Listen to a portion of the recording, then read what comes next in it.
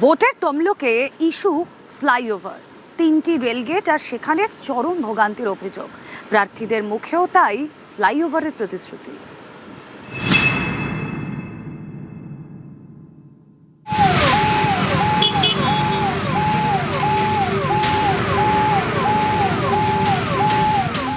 ছবিতেই স্পষ্ট রেলগেট পড়লে কতটা ভোগান্তির মুখে পড়তে হয় তমলুকের বাসিন্দাদের। অভিযোগ, হাসপাতালে যাওয়ার পথে দীর্ঘক্ষণ আটকে থাকতে হয় রোগীদেরও। যে রেলগেট দুটোতে ঘন্টার উপর ঘন্টা আমাদেরকে এখানে দাঁড়িয়ে থাকতে হচ্ছে।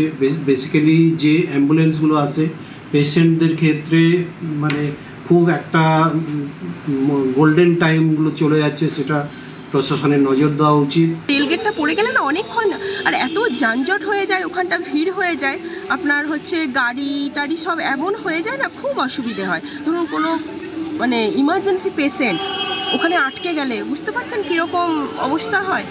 পূর্ব মেদিনীপুরে তমলুক শহরের মধ্যে রয়েছে 3টি রেলগেট, ধারিন্দা, তালপুকুর এবং মানিকতলায়। এর মধ্যে ধারিন্দার রেলগেটটি অত্যন্ত গুরুত্বপূর্ণ, কারণ নিমতৌড়ি থেকে তমলুক হাসপাতাল যাওয়ার রাস্তায় এই রেলগেট। এই রেলগেটটি পেরোলে একাধিক স্কুল এবং তমলুক মেডিকেল কলেজ ও হাসপাতাল, এছাড়াও তমলুক শহর থেকে 41 নম্বর জাতীয় সড়কে যেতেও পেরোতে হয় এই রেলগেট। অভিযোগ, এই রেলগেট একবার পড়লে উঠতে অনেক সময় লাগে, ফলে তৈরি হয় যানজট, যার জেরে প্রতিদিনের ভোগান্তি। স্থানীয়দের তাই দাবি, এবার একটা ফ্লাইওভার তৈরি করা হোক, না হলে এই সমস্যা মিটবে না।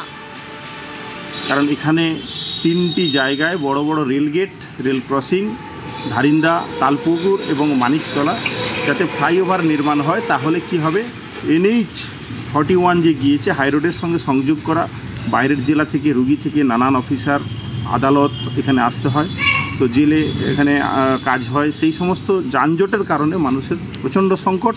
এর সমাধান চাইছি। সমস্ত জেলা থেকে পরিষেবা নেওয়ার জন্য যারা আসেন তারা বিভিন্ন জায়গায় আটকে যান। যেরকম নিমতৌড়ি থেকে আসতে গেলে ধারিন্দা রেলগেটে অনেক সময় আটকে যেতে হয়, কোনো ইমার্জেন্সি পেশেন্ট সঙ্গে সঙ্গে ঢুকতে পারে না।